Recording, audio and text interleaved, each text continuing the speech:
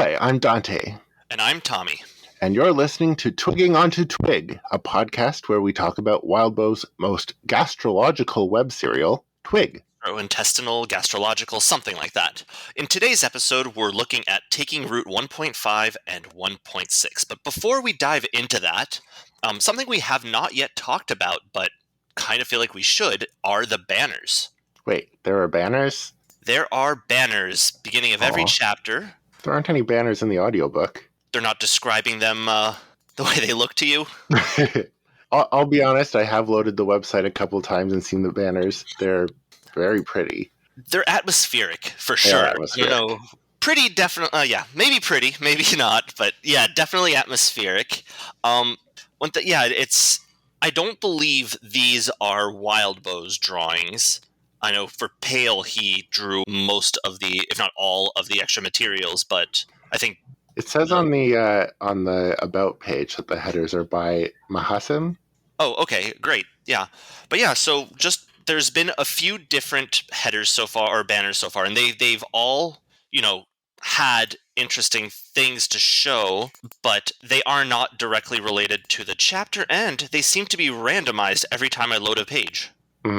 Yeah, it looks like there's 5 different header images, I think, and it just picks one at random to display on any given chapter. Interesting.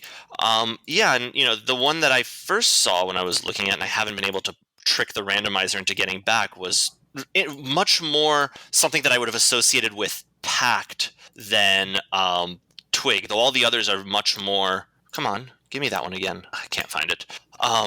It was presumably the Lambsbridge orphans walking down a road. It's raining, it's red and gray, and there's a tree on the side with butcher hooks hanging and slabs of meat dangling from the tree, which to me feels very Pact-ish. Yeah, I can see that. Also kind of Pale-ish. Yeah, just, 5-second spoiler. Very abyssal. Yeah, I would just say very Wildbow. Yeah. And then the other one that keeps coming up, so there's just to describe them for people. So there's the first one is presumably Sai in the room, as we discussed in 1.3. There's the syringes and Sai and a jar of octopus tentacles. So presumably not actually that scene, but something related to that. There's a bunch of animals in the background. The other one is there's a girl dancing in what looks like a church with the vines and tendrils growing up around them. And then there's maybe one where Sai is, or Jamie? Might be Jamie. I don't know. I kind of pictured Jamie blonde, and this kid is blonde. Hooked up to a chair with a bunch of pipes heading to artificial brains in jars. So I think that's all of them. Oh, no, there's one where someone is giving an apple to a monster with the red vines. Yeah. So that's 5. And, the thing is that they're very...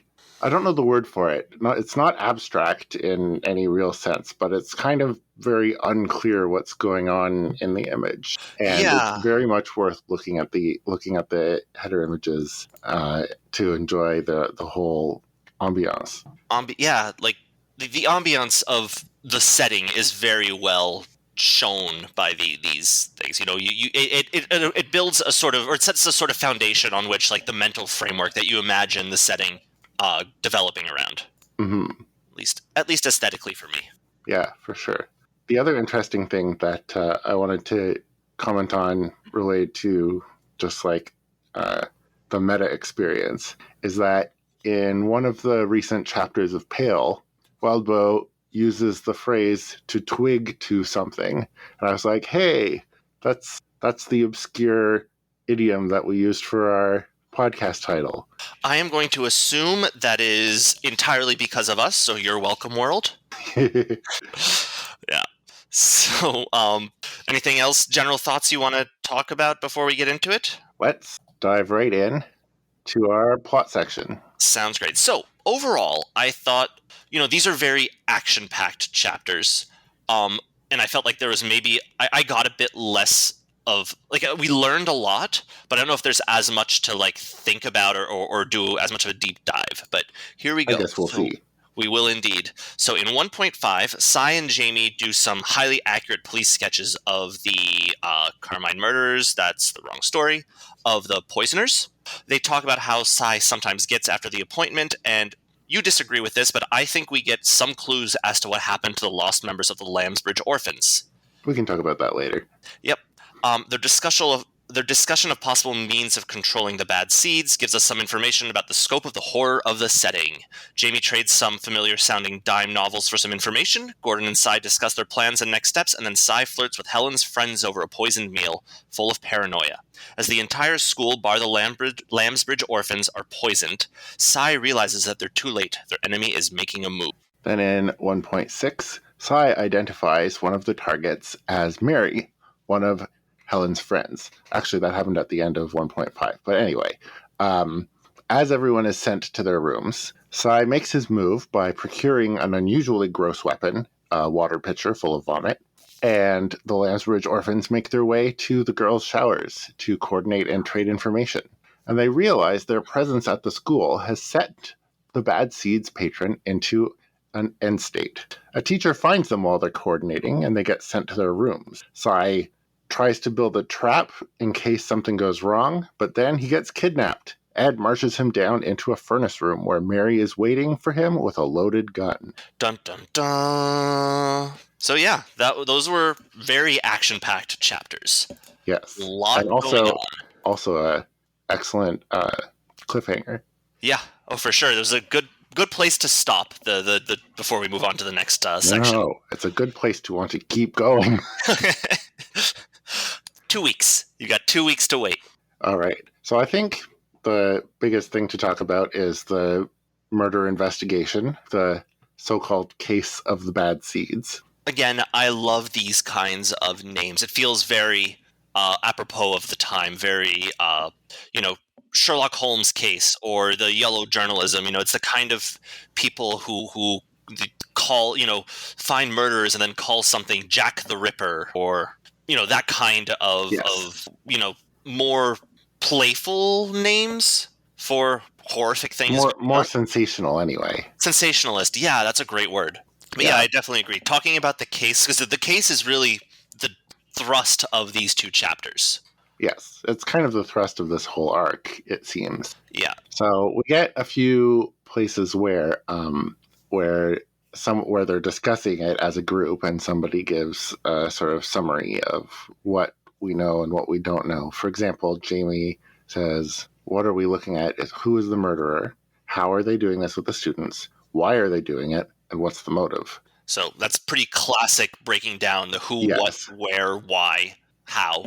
We don't have the where, we know the where, but everything else is very, very classically that breakdown of, the point of the investigation or a story, what's going on, what's happening, how is it happening, and why is it happening?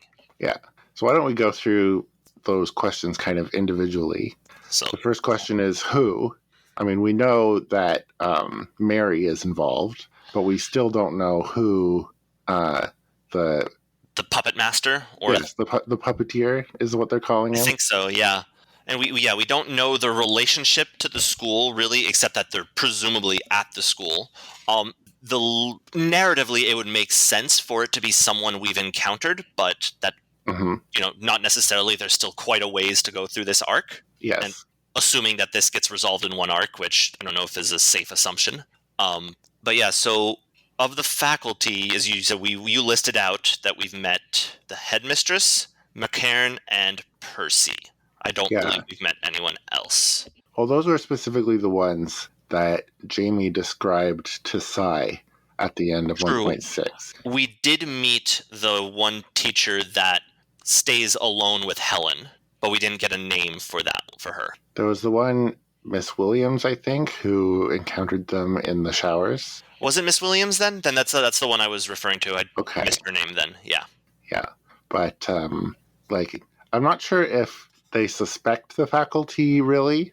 They're taking more of the approach that the culprit is targeting the faculty, but it's kind of, more just like they're persons of interest, and the more we learn, the more likely we'll be able to determine Are they a suspect? Are they a target? What's going on? Well, there's one thing that you mention in our notes in the faculty section describing the characters, where both of those, well, aside for the mistress there, you describe, or they describe both McCarran and Percy as being supremely underqualified, which is kind of an interesting take here. Since they're the ones who are listed out as, the persons of interest, as you say. Yeah, I'm pretty sure that's what they said. Like Percy is not academy trained, so Right.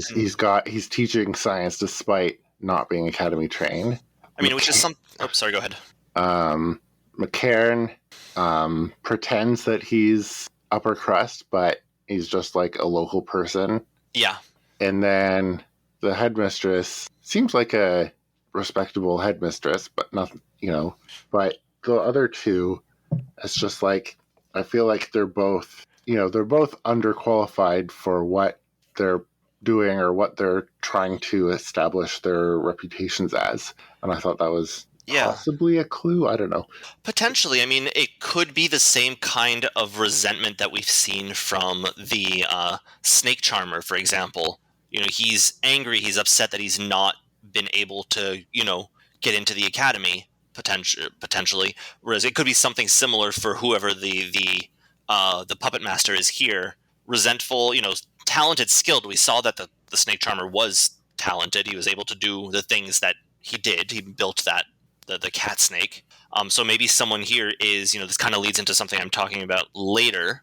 But if he's someone who's, I'm defaulting to a he here because the Lambsbridge orphans assume a he. Gordon assumes a he. Yeah. But yeah, maybe it could be someone who was similar projects of interest as Hale, mental brainwashing and whatnot, which is kind of my thought. So maybe that's wasn't able to get into the academy potentially, but still has the talent and skill to do that kind of thing. Well, they do mention a few times that somebody with the skills to pull this off, if they're able to pull this off, why aren't they working at the academy? Well, because I think, as we've seen, that the academy, getting into the academy is just as much a question of resources and luck as it is skill, right? How many people are out there, and there's only how many academy spots. I mean, you assume that's how it works because that's how true. Most universities work. Yeah. But I think that's kind of what we get from Lillian herself. She's skilled, but did she not have Hale's patronage, she wouldn't be at the university. Right, but that's just for tuition. I guess I'm assuming a pipeline from... Yeah, it's probably very complex. I mean, admissions are a whole thing, so like... Byzantine. We can't just... Or it would be oversimplifying to try and boil it down to a single factor or a couple factors. Yeah, you're probably right. But that in itself, would kind of point out, like, just because somebody is highly skilled and should to any to all appearances should be working in the academy, there is a lot more to it. There are a lot of factors probably at play, and so maybe there's other stuff. And we kind of see that with the discussions about who the culprit here is, because there are a lot of things that seem like they could be the sort of obvious answer. Oh, someone targeting the academy. Oh, it's somebody targeting the school. But there's still a lot of other options, and they all kind of have their pros and cons. Absolutely. I mean, we're looking at this, I guess, the way Psy is, which is the way the academy is, which is this is focused on the academy. But, who knows? Potentially these students' parents all had some other political connection that, we have no context for yet. That's also true, yeah. Yeah. So that's the who. The how. So then the how. And this is the one I think that has the most speculation for sure. Text, because obviously the how is just some sci-fi mind-altering something or other. Psy is convinced that it is some sort of mind-altering whatever. Like either they're being coerced or their minds are being altered. Yeah, I don't buy that it's well. Sai mentions the mind-altering parasite. as one Um, way that it could happen. Yeah. yeah, as like the substitution, which I kind of don't necessarily buy, just because Hale mentions that there are no abnormalities in the brain, and I kind of assume that the Academy would be able to, the Academy Forensics would be able to pick up that kind of stuff. I mean, it seems Like, to me that the Lansford Orphans are the Academy Forensics. So I well, they're, think they're not sure. Well, I feel like they're more the team that goes out and brings the person in. Then they send it off to the lab to enhance 17 times or do the Hmm, DNA test or do the yeah, yeah. But maybe. yeah, I don't think they're nearly as sophisticated as that. But yeah, it's kind of a long guess. Like Jamie isn't convinced either, yeah. but it's a fun idea. I mean, narratively, my thought is that this is.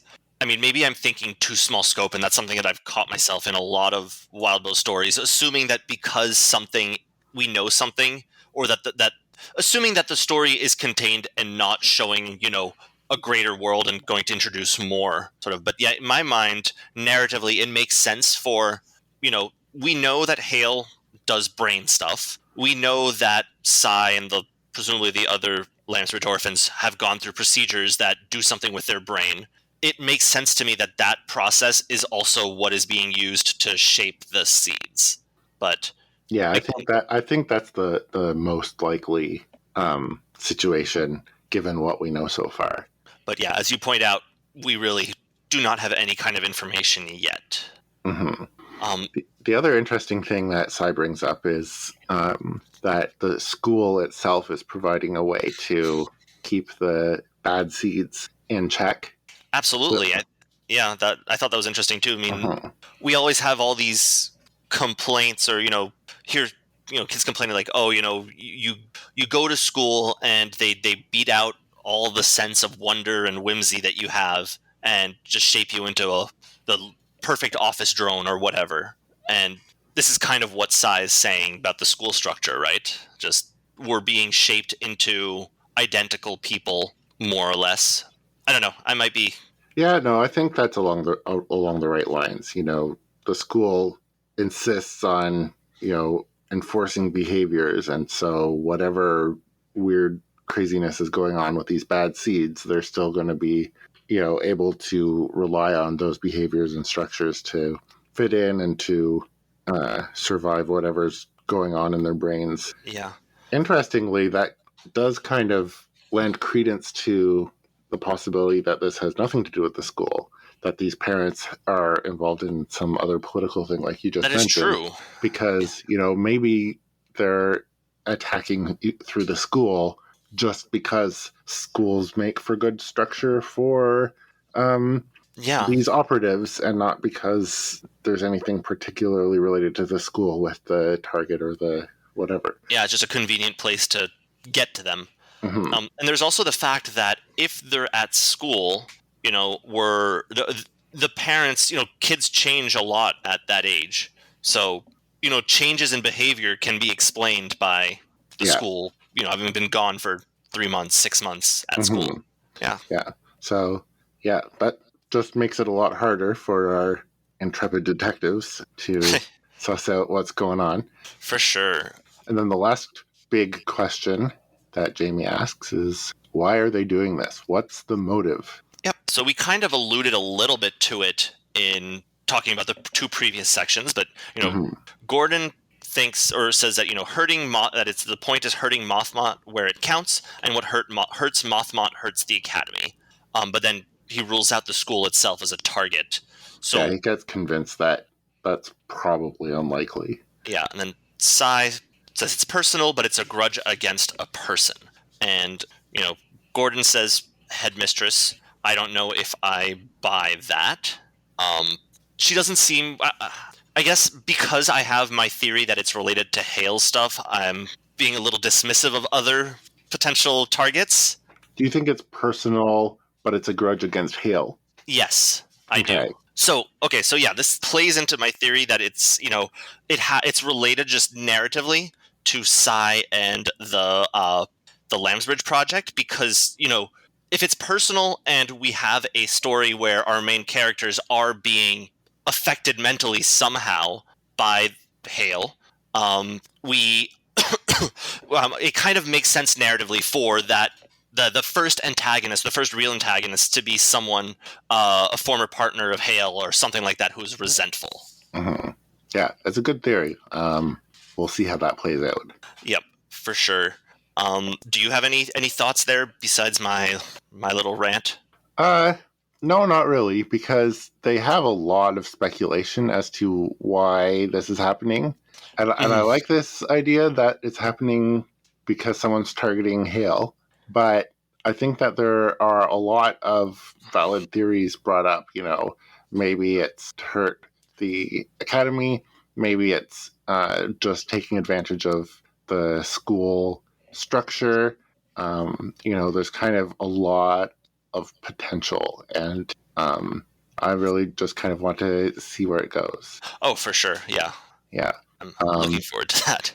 so the next question that is asked really is, who is Mary and why her? Because she shows up Yep. and she doesn't seem to match the profile of the murderers. She's not going Cold. home and murdering her parents and doesn't seem to have an important father. Um, Well, and also, just as a interesting point, is that when Jamie and Sai are talking about it, Jamie says, "Do you think you'd recognize them?" And Sai says, "Not by sight; they were hiding. But if I talked to them, I could." And then he does not when he talks to Mary. yeah, that's true. So yeah, like you're very much right. She does not fit the profile of the other seeds, both in terms of her relationship to someone, as well as, you know mental profile. So maybe she's more of a handler than Hmm. a weapon. Yeah, and from the discussion that we saw of her, she seems, she doesn't seem like a drone or something where it's just like their mind got erased and replaced with just like basic programming or whatever Yeah, I was speculating before. No, she's as much of a competent individual as anyone else that we've fully real. seen. Certainly more of a fully realized person than like Ed is. That's not hard. Yeah. Um, Yeah. Yeah, yeah, I do kind of. I mean, I obviously don't think Mary is the puppet master, but I do think she serves a different role in his or their plot than the other seeds do. Hmm. And skipping ahead a bit to where the very end, where Sai is confronted by Mary, Hmm. we get to see, he says, "You're good. You're very good." And it's like, I feel like Mary is kind of the same as Sylvester in a lot of ways. Like they're both kind of like an equally matched battle of wits type of Hmm. situation. So, maybe we don't know what Mary's role is in the uh, this murder conspiracy, whatever it is, Yeah, but I'm pretty sure that Mary's role is probably very similar to Sylvester's role in the investigation. yeah, that makes sense. I mean, obviously, she's the one that gets out there and starts drawing attention to herself from the Lambsbridge orphans, like Sai did at the beginning when he showed up. Hmm. He's Hmm. causing trouble, for lack of a better word. Yes. One thing that I thought, going back to the Who, that we kind of don't talk about, and I don't think they talk about, I don't remember reading talking about, but another possible option is a rival academy too. Yeah, I suppose. I mean, are there rival academies? Presumably, I mean, they talk like there's no way this academy is the only one in the world, Hmm. No, they do mention that like there are other academies, but and other like cities. Yeah, whether they're like fully individualized institutions that are all like we're the best and the other ones are terrible, yeah, or maybe they're all just kind of like one big hive mind of academies, where true. they're all just like franchises of the government or whatever. Somehow I can't see them being very collaborative entities, but I get your point regarding, yeah, the we don't know the relationship. It's just Well, universities it just can hasn't be. been relevant yet. Yeah, yeah, yeah. Fair enough. All right, and you wanted to talk a little bit about the end game and the clock is ticking in Lillian. Yeah. So the last bit of important uh, facet of this murder investigation is this idea that that this is the end game.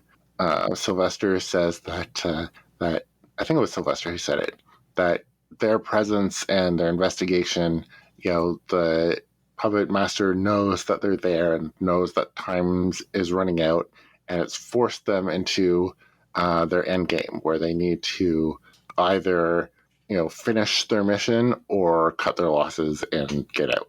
Right. So that puts a bit of pressure on the Lambsbridge gang. Puts a little bit of a bit of extra, whatever the word is, like Tension. tension. Yes, that's exactly the word. Right. Into the story, and yeah, we'll see what the big play.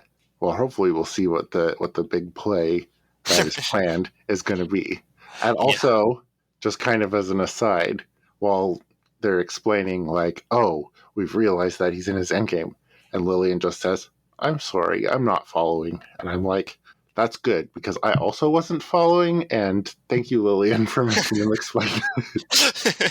And I also liked that because it kind of shows we've seen how on the same page all the orphans are, and it just reinforcing Lillian is not really part of the gang as much as Mhm. maybe she should be, Yeah, and she there was doesn't have that sort of intuition yet. the unspoken connection. Hmm. Because like even Helen, who is Helen, and all of that implies picks up on everything Sai needs and does and wants, and vice versa. Yep.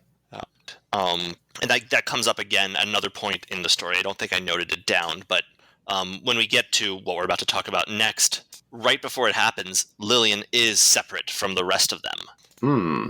Yeah, I don't think I picked up on that when they're in the cafeteria Yeah, and I they think sit she's down. sitting. I'm pretty sure the four of them. I think Jamie's with them too, but yeah, I think the four of them are together with Helen and her friends. Ribbons and I don't remember the other names, but one of them is Irma. obviously Mary. But anyway, I think you wrote these notes, so Yeah. So anyway, you get into the food poisoning attack because like the bulk of the storyline in this arc is the mystery, but this pair of chapters is mostly about this particular attack on the cafeteria. yeah, these two chapters have a lot of discussion and theorizing and a lot of action. Yes. Yeah. And most of the action is based around like this attack in the cafeteria. Yep. So we kind of got the speculation on the purpose of the food poisoning attack. And some of the speculation that the Lambsbridge kids do is kind of like speculation about the food poisoning attack as part of the murder investigation. Like, what are they trying to do in the whole conspiracy altogether with the food poisoning attack as part of it? But some of it's just like, why are they doing this in the first place? Like, why would they get everyone in the school sick? Why would they, go about it this way? Why was Mary so obvious about the fact that she was the one who did it, such that it was very easy for Sai to see, and she knew that she had revealed herself to Sylvester, and there's a lot of thought-provoking discussion about that. For sure.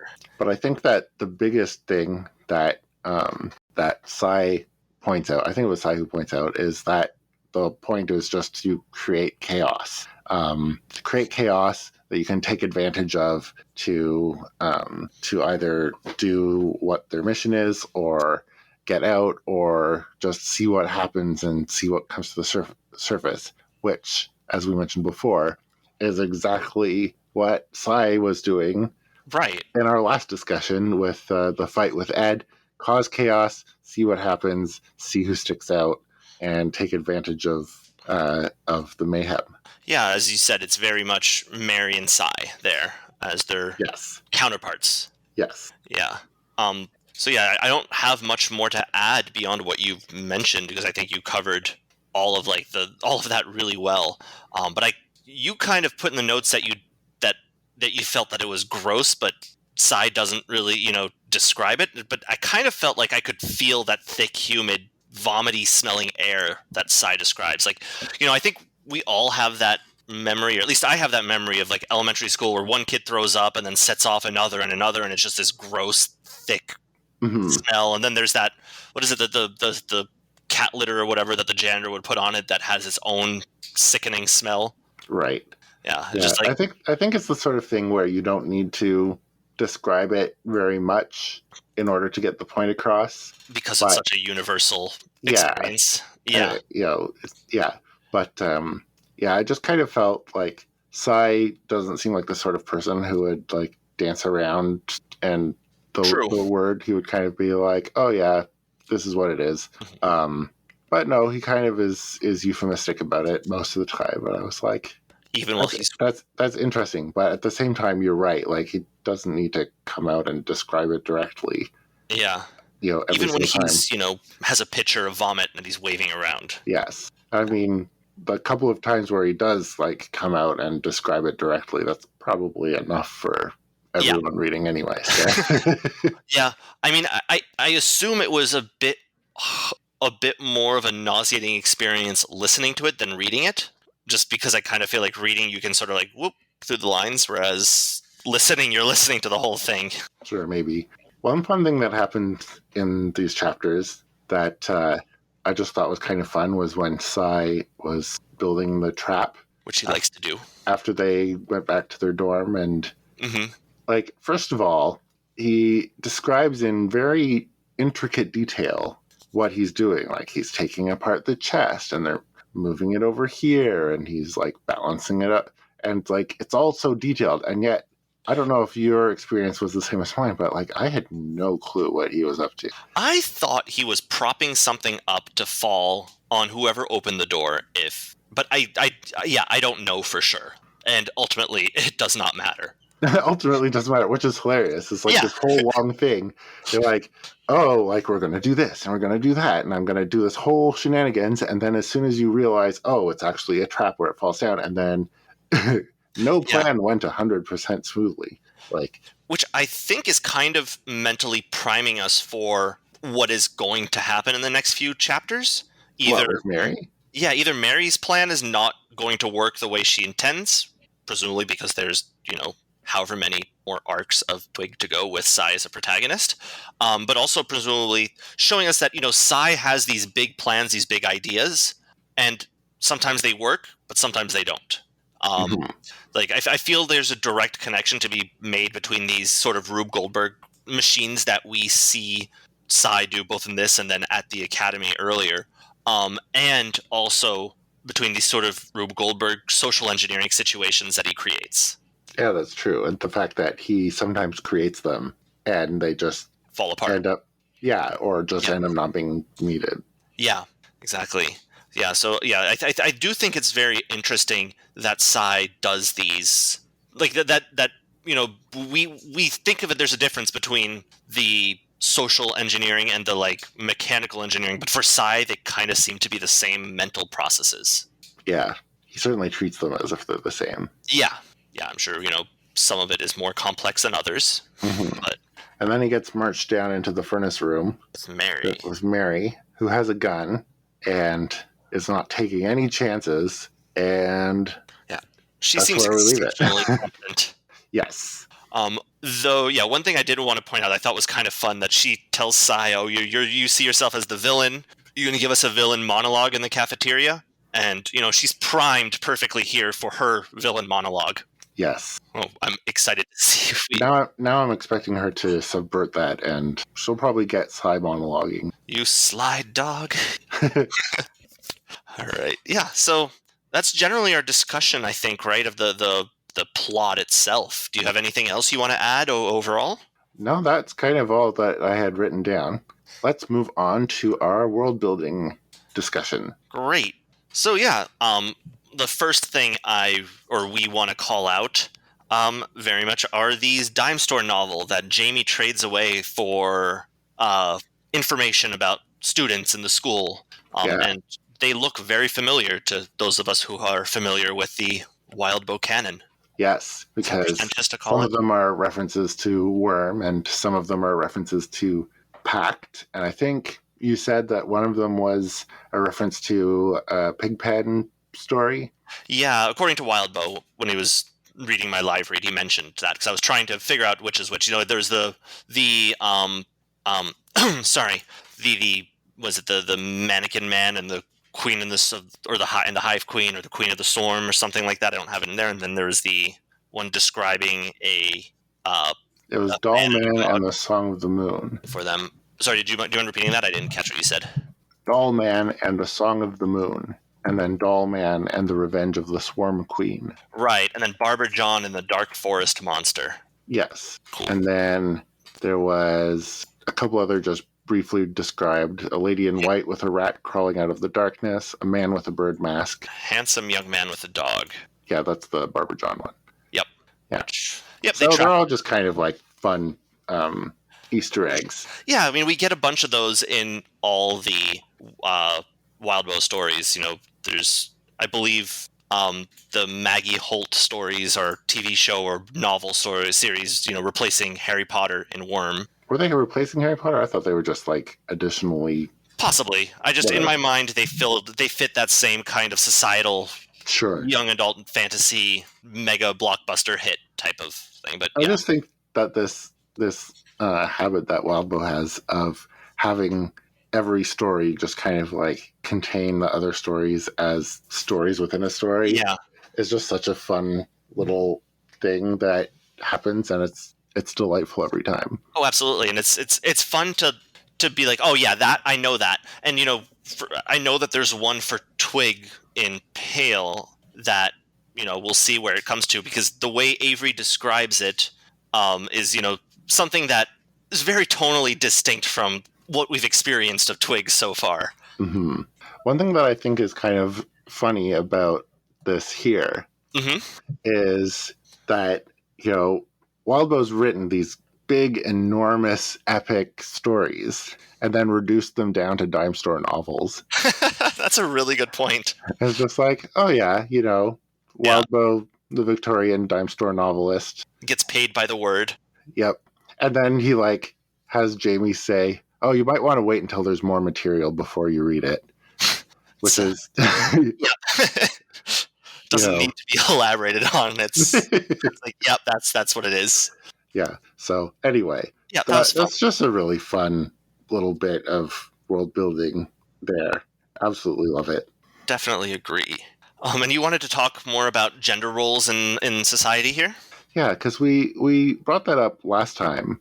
You brought it up about how they would refer to a female student as a girl and a male student as a man, and how that difference is, and that it was kind of indicative of the sort of gender roles in this society. And we saw a lot more of that in these two chapters. For sure. Especially with Gordon and Jamie arguing over whether the puppeteer could be male or female. And there's kind of a lot of, a few times where they elaborate on,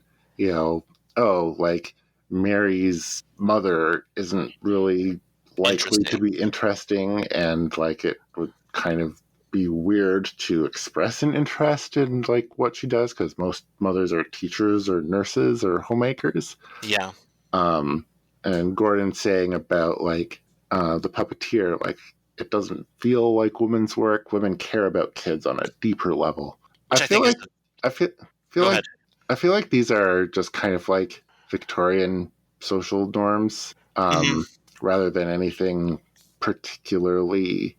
I don't really get the impression that these are sort of a choice that Wildbow is making for this story in particular, but more just a consequence of the sort of Victorian society that happens to be where the story has ended up. Yeah, I buy that. That makes sense. And it is interesting to note that there are, more women attending the academy this generation, but fewer last generation. And I think the two students that we have gotten names for, Lillian and Lacey, are both women. I don't think we've gotten names for anyone else, right? I'm trying to remember because I feel like we have. Yes, we have, because there was this one time where Hale is marching through down the halls with Sylvester, and he's like, "Oh, hello, Jimmy. Hello, Bob," or whatever Oh, it was. yeah. No real characterization, but Yeah, yeah, no characterization, there. but like, yeah. Yeah.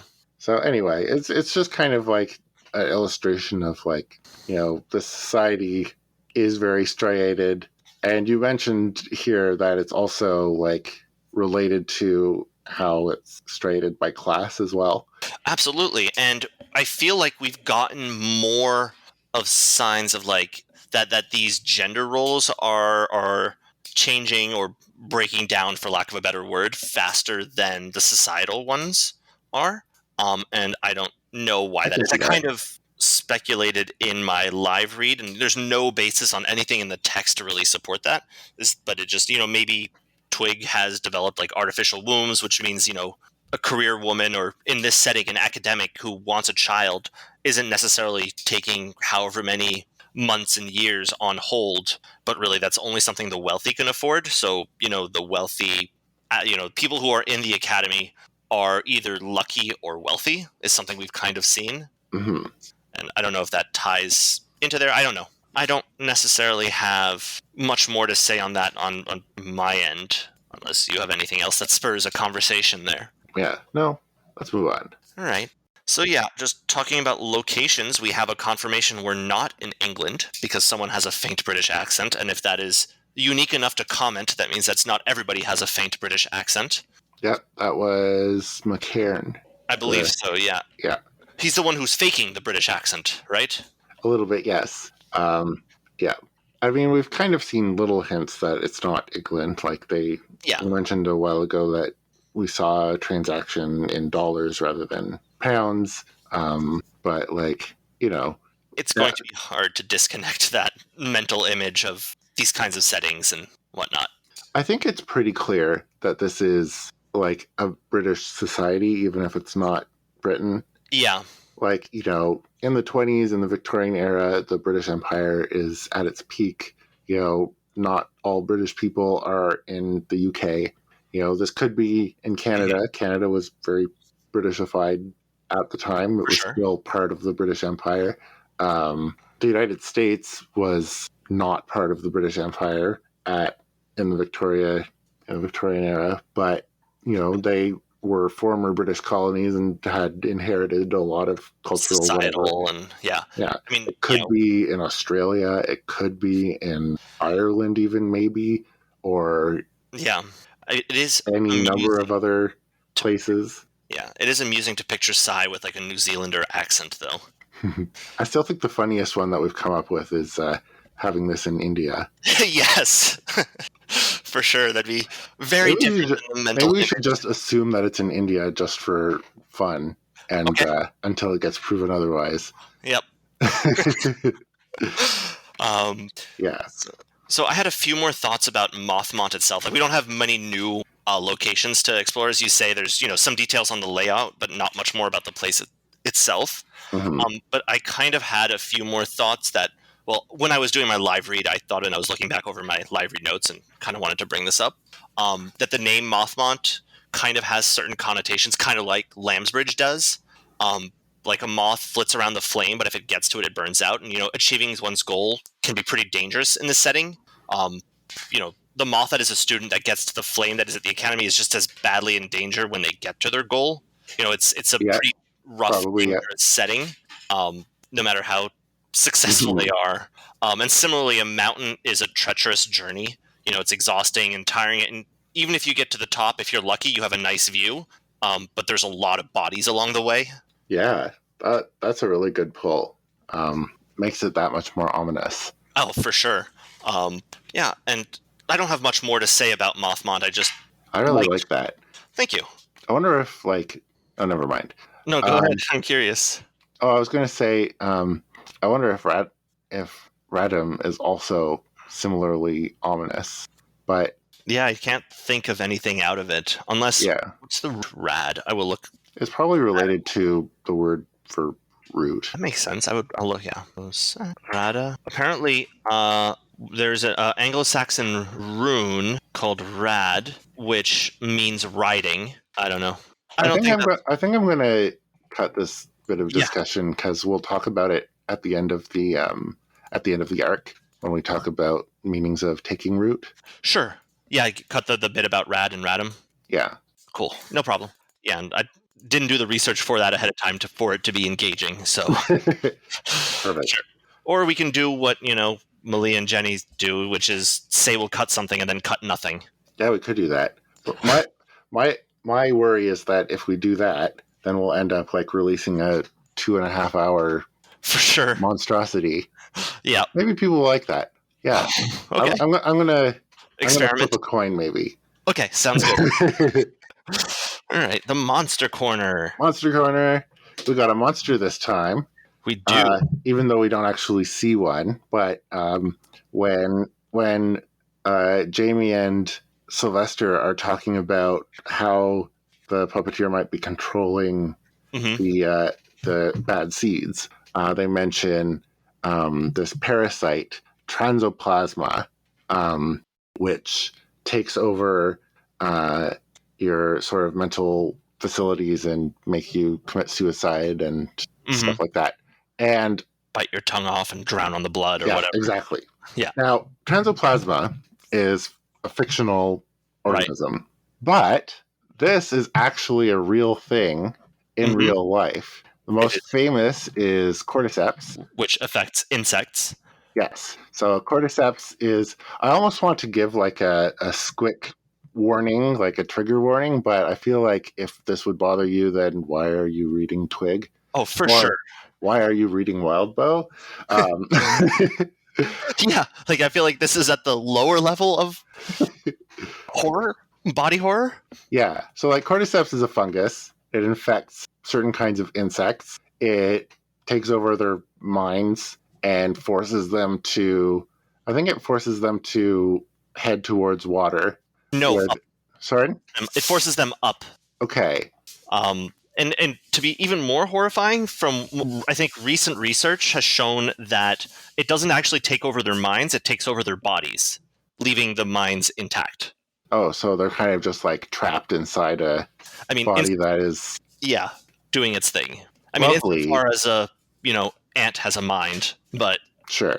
Absolutely, it's horrifying. And thankfully, cordyceps is, unlike Last of Us, is not evolved to affect humans on any level, because that is horrifying. But it does get used as a concept in sci-fi quite a lot. Oh, yeah. And here we have one example with transoplasma.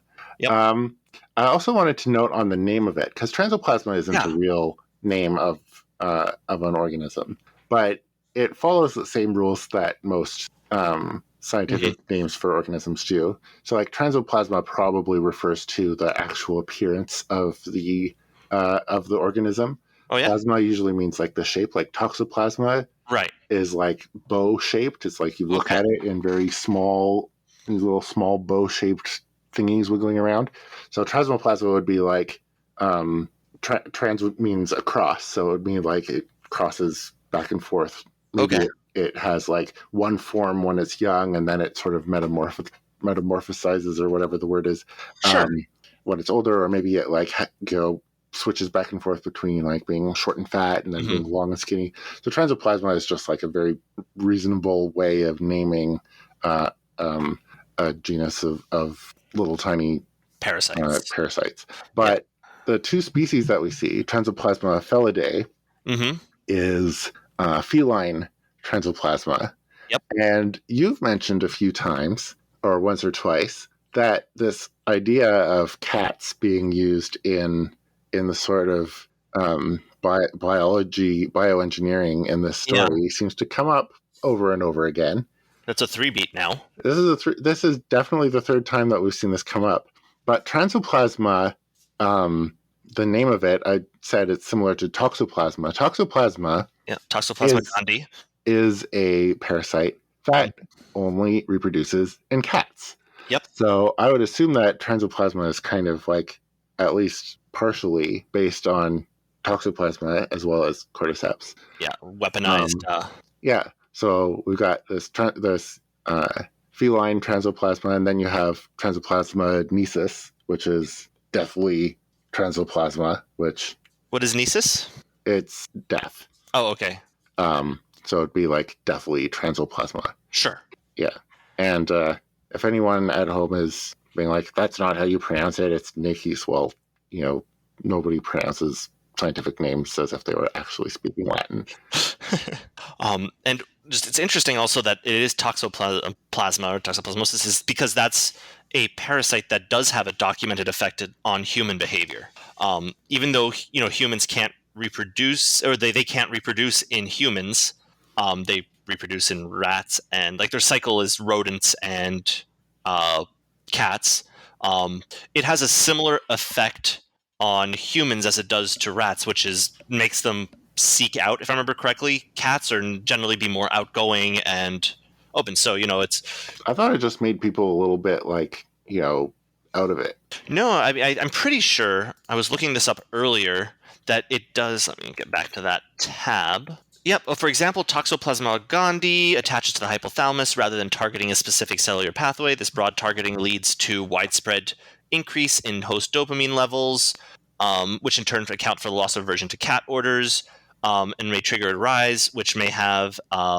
It does affect humans in a similar-ish way. Makes people more, slightly more outgoing and social.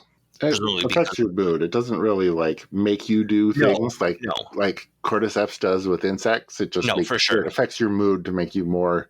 So it would affect your behavior that way. Yep, that's very interesting. And it has also been linked to cases of schizophrenia. That makes sense. But also, it's one of those incredibly dangerous things if you are pregnant. It's one of the most dangerous things. So if you are pregnant out there and have a cat, have other people change the litter. It very much can affect the fetus. Interesting. That's a lot of information for just like a brief mention of. Yes, that is. I don't know if there's anything else. I mean, parasites are interesting in a horrifying way.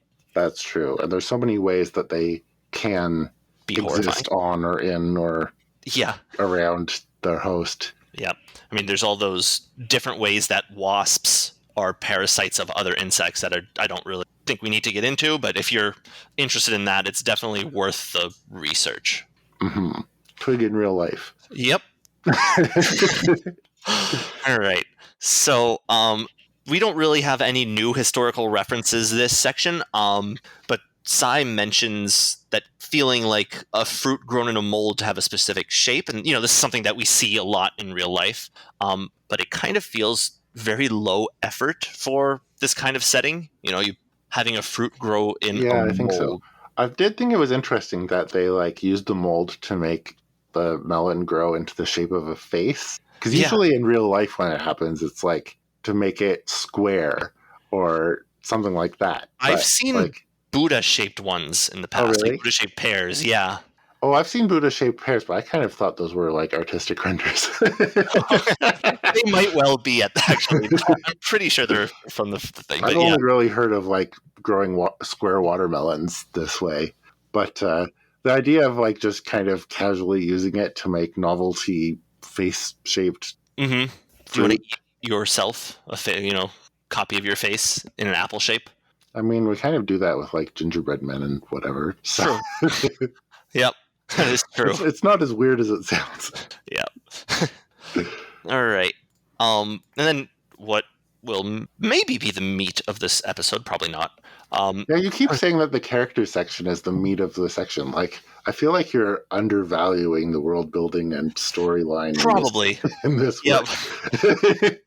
Anyway, Twig has great story. Twig has great characters, but it's also got good story. No, for sure. For sure.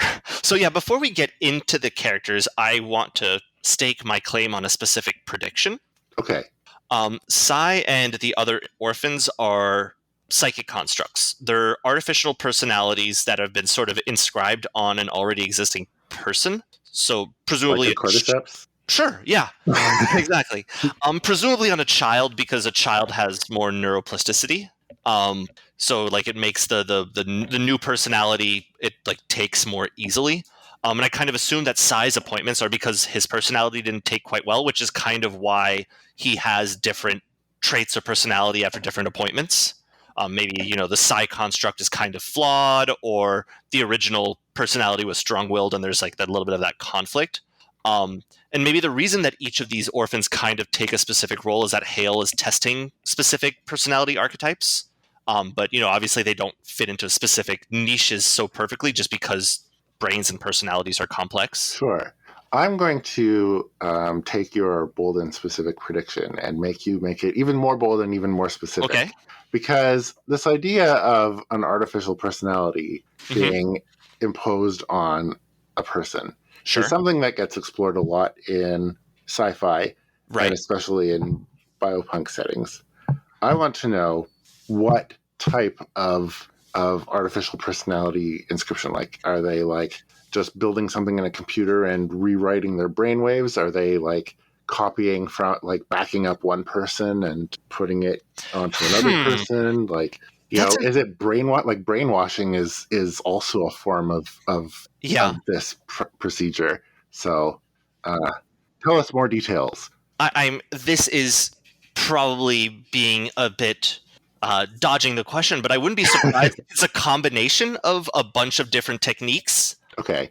There's one thing that I kind of want to call out, is that this has happened at an age where they're old enough to remember this process and the development of each other, because Jamie draws a picture of Sai near the beginning, quote, which says that they remember when presumably they all came together or brought together or were created.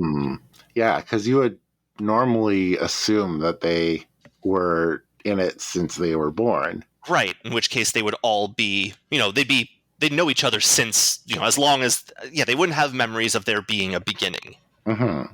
Yeah, and I think it's also important to, once again, point out that what you're describing here is essentially the same thing as what the puppeteer is believed to have done. Exactly. With the bad seeds. And this is really why I'm convinced that it's related.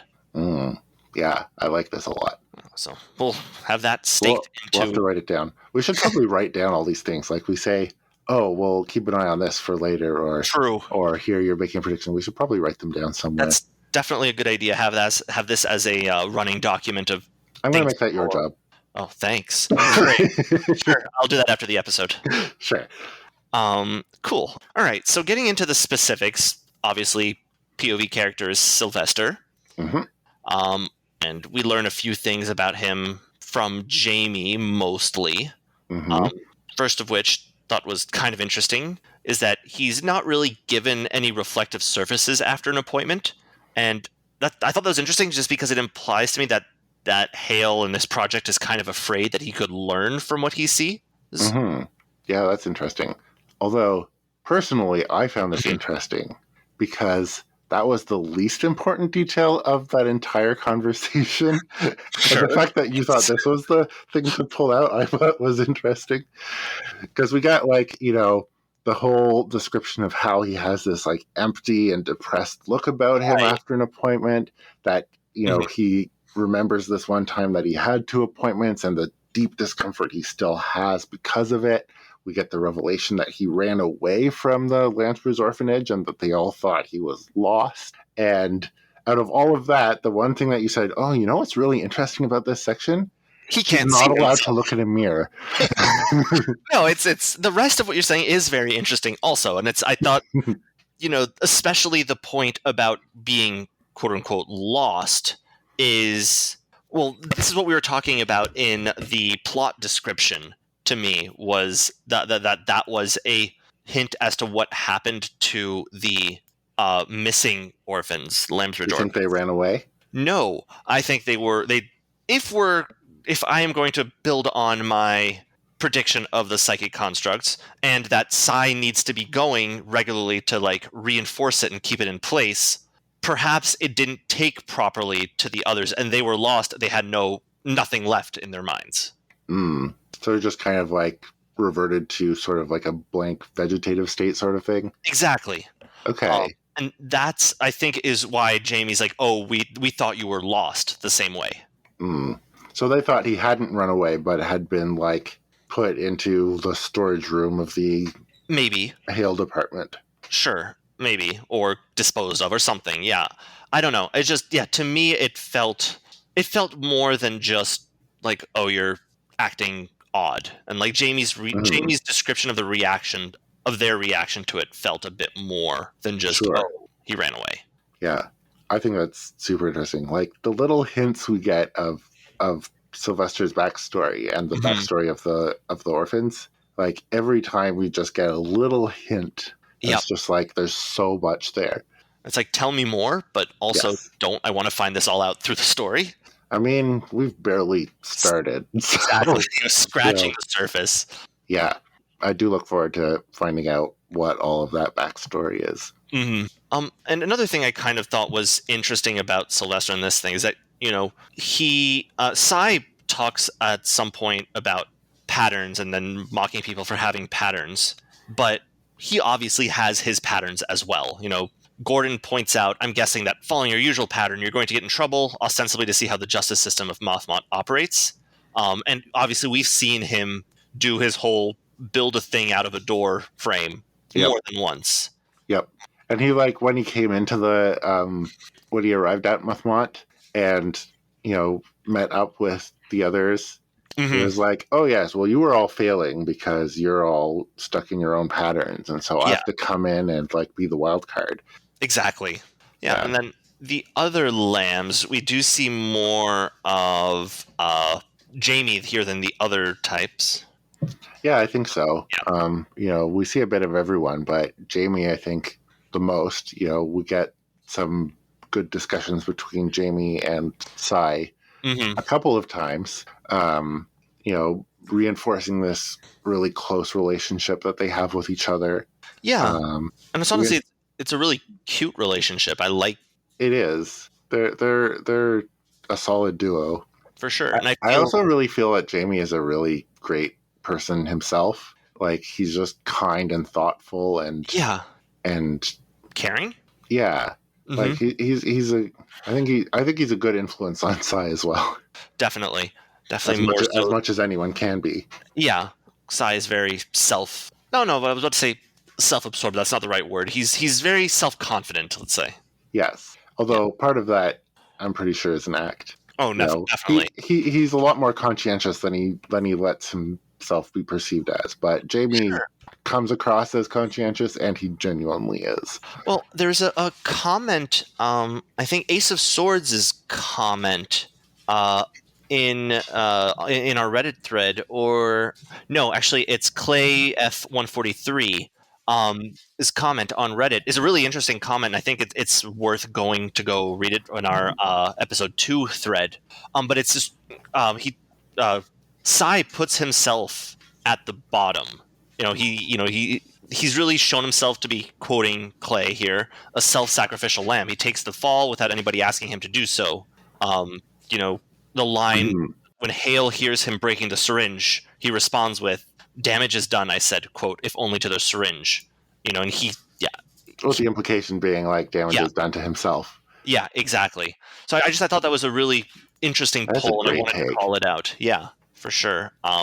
So the other thing that I thought was, I guess, uncharitable of Cy with regards to Jamie is that from the description, Jamie seems really, really talented at drawing. And Cy says, "Oh, he's not very good. Jamie's not good enough to do caricatures and stuff." But he's freehanding while talking faces that are incredibly accurate from memory.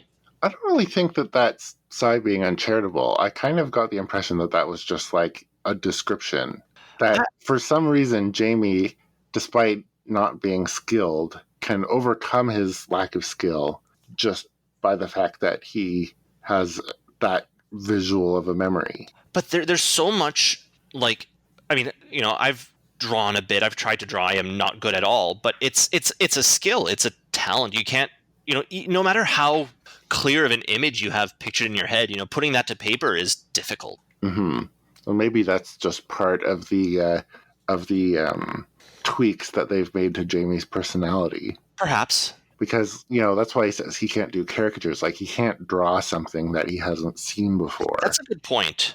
But he can draw, like, Sai because he has from that memory well enough that what's-his-face who comes in, who gets a glance at it, immediately recognizes him. Yeah, no, that makes sense. I don't remember his name either. The dime novel kid. Yes. Yeah. So then, we also see a bit more of Gordon, and we see Gordon, doing his leadership thing and organizing people and sort of herding the cats, as it were. Mm-hmm. Yeah, he's a strong leader, and you can see that everyone respects him, and that he, they have a good. We know that they have a good dynamic with each other, but like in this chapter or this couple of chapters, especially, you see Gordon shining in that role of, I'm going to take charge, and this is what we need to do, and we're going to coordinate and figure things out, and he does a really good job of it. Mm-hmm. So I have a good impression of Gordon and his leadership abilities from this chapter.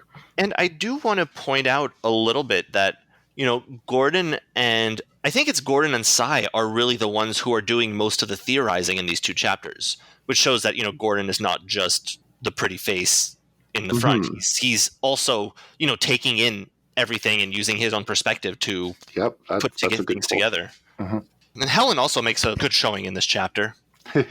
Yeah, she does a lot of the stuff that happens is her making it happen. Yeah. Right from the beginning, where she has all that big group of friends, Gordon is the one who's supposed to be able to make friends and be charismatic and get everyone, be the big brave guy that everyone likes and whatever. And Helen is just like, I will pretend to be the likable one, and is doing just as good a job as Gordon in doing that. Well, if we're right and she is an infiltrator model, that's her job, right? Like to be. I mean, in a certain sense, all of them are infiltrator models. Yes, for sure. For sure. Yeah, that's definitely kind of her role. But the fact that she's definitely showing a lot of talent on it in this. For sure. There's one line I thought was interesting. Helen was standing upright, her expression blank, which like very much has like the vibe of becoming a statue again, as Galatea. I did think it was interesting that she can vomit on command. Yeah, I thought that was interesting too. Like that's not something I can do without a lot of prep work. Yeah. And I assume that's not a thing that most people can do either. Mm-hmm. So yeah, more clues that Helen is slightly different, at least. Yeah. I kind of wonder, like, she didn't get the food poisoning, but I almost wonder if she had been poisoned, like, would we even be able to tell? Yeah, who knows? Maybe she'd be able to, like, fake not being poisoned perfectly like she does everything else. And, yeah. She's such a fascinating character. She really is. However, I'm a little bit worried for her, a little concerned. Okay. We know the Puppet Master is using some sort of behavior alteration methods and techniques or brainwashing, and we don't really know what that methodology is, as we've talked about. I don't like that Helen was left alone with a teacher. That feels ominous and scary. You think that the teacher might do the mind altering on Helen? Exactly. Oh yeah, that would be terrifying. Yeah, if Helen is, we know that the person is the puppet master is going into the end state and is setting off their plans. If they have a way of brainwashing students, then in theory Helen is at risk because she was alone. So I'm definitely keeping an eye on Helen in the next few chapters here.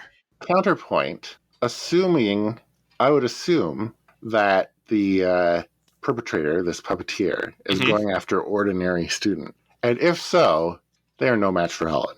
I mean, we haven't seen Helen do anything not... Like, we've seen her be a perfect infiltrator, a perfect getting in with all the groups and being friendly with everybody. We haven't seen her fight yet. For all we know, she's as Oh good no, as Sai. I'm not saying that she would fight the teacher, but I'm pretty sure that she could behave in such a way that would make the teacher not want to Sure. do Or fake the whatever it was. brainwashing. Fake the brainwashing, or like convince the teacher that, oh, I need to, leave now, in a way that would be completely convincing, or, any number of things. Like I feel like if the teacher is expecting a normal student Helen is not that. and gets a very capable manipulative, Manipulator?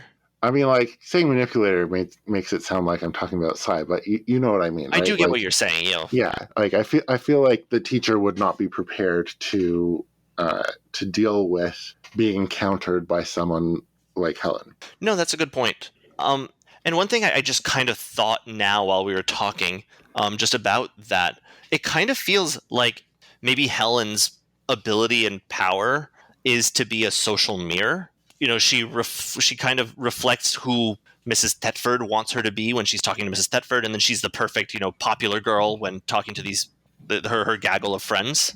Now, I'm just wondering there. I sort of wonder. Oh, here's an interesting idea.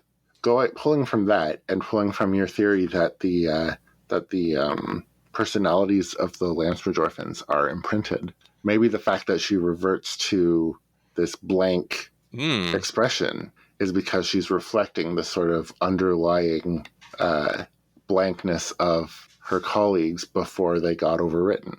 That is interesting. Uh-huh. I like that. That is very interesting. She is a doppelganger. Yeah. All right. I think, we have this other people's section, but I kind of feel like we ended up talking about... I think so too. Like, besides everyone else... Irma? Everyone else in this couple of chapters who gets brought up, they're important because of the investigation and the plot. Yeah. Like, Mary, obviously the most important. Miss Ribbons. Yeah. Like, we don't really learn much about her personality or anything like that. We just see her involvement in the story and speculation about her motives. The faculty get described, but they're only really their only interest in the faculty is as potential culprits or as potential targets of the thing. And the only other character who really gets a lot of screen time in this chapter is Irma. And she's a fun character, but I don't really have much to say about her except to acknowledge her as like, yep, you were there too. Yeah, and we do also get a bit more of Ed, but he's still, a dime store Draco Malfoy.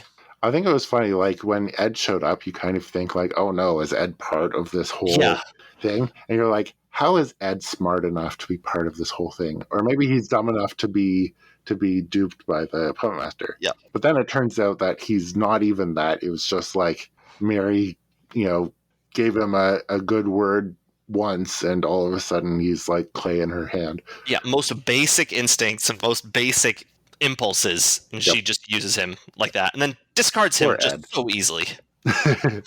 Like, there's nothing there. Just okay. I feel like Ed is going to be like an important character, not an important character, but like a recurring character throughout this whole story, where it's just like, oh, we need a dumb person who will just kind of like put on a good face and then fail miserably, and then we'll say, oh, let's get Ed from Mythmont and have him do it. Yeah. So that's it for characters, I think. Yeah. So shall we go into our discussion question section?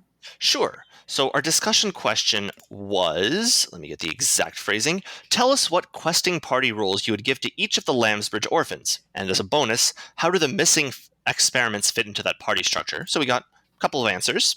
First answer came from Ripper1337, using Dungeons and Dragons for the discussion question. Gordon is the fighter, because he is. Jamie's the wizard with the highest intelligence of the group. Lillian is the cleric, but she's there to make sure no one explodes. Helen is a rogue. She's good at being deceptive and striking from unexpected angles. And Sai is the bard, with amazing charisma and picking up skills like nobody else. Yeah, and Clay F143 says Gordon Paladin, Lillian Cleric, Jamie Wizard, Helen Warlock/Sorcerer, Sylvester Rogue, maybe Bard, and they also give a guess for the missing members. There's not enough frontline, but I'm just going to read it. Guessing the missing members. Comp-wise, there's not enough frontline, but I don't think their setup is meant to take a lot of damage, so I have no idea. Which is valid. Absolutely. I mean, I don't think there's room for a, barbarian and ranger or fighter or whatever in this party. Mm-hmm. I was like 95% certain that we had gotten a third response to this discussion question, but when I went back to look at the Reddit thread, there wasn't a third one. There was a lot of very good discussions about the story and about the chapter and about, Sylvester and his relationship with his peers and with Lacey, but there wasn't a third response to the discussion question, and I was bamboozled. I do like that these two responses, like one of them is definitely Dungeons and Dragons. The other one, I assume, is Dungeons and Dragons-esque. And there's a lot of parallels. They both put Lillian as cleric and Jamie as wizard. And the idea that Helen is a rogue and Sai is a bard, I would have put them the other way around. I agree with you. Because Helen is the one with the charisma. Even if it's artificial charisma, she just puts on charisma and can, interact with anyone however she wants them to perceive her. And Sai is, traditionally the rogue is the trap finder and breaks down the traps for the party. And sure, Sai feels like he does that and does the opposite by setting up the traps. Mm-hmm. I do think it's worth noting that there is kind of a overlap between them. Like each of the members of the Lambsbridge gang has their strengths and their sort of function, but they can use their own individual approaches to get at similar results. For sure. And I mean, that was kind of what spurred this question on originally, right? We kind of said we have to make sure that we don't typecast the characters in specific roles because they've all demonstrated the capabilities of not being that. Yeah. Or like, for example, like we mentioned just a bit ago, Helen successfully does exactly what Gordon is built to do. Yeah. Through her own methodologies.